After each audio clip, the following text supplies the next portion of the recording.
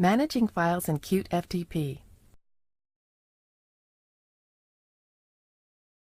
This tutorial assumes you already have CuteFTP running on your computer and connected to a remote server.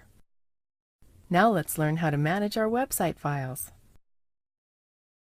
The first thing we're going to do is create a new folder or directory on the remote server.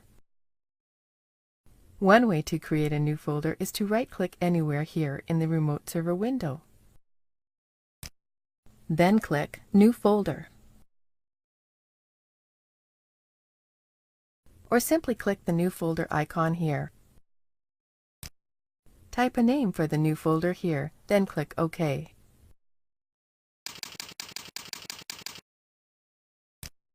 That's all there is to it.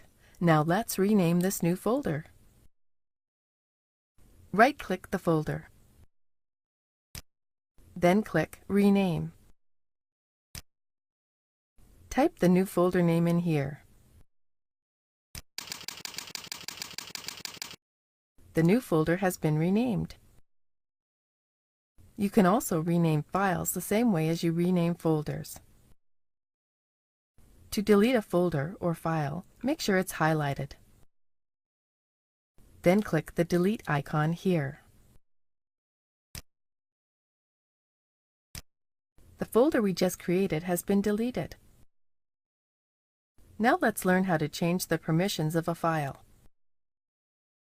Select the file for which you want to change the permissions. Then click the Properties icon here. To change the file permissions, simply enter the new permissions value here, or check off the appropriate permission boxes below.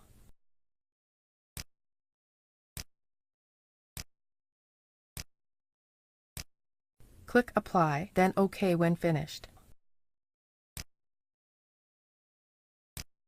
That's it. Permissions for the file favorite.htm have been successfully changed.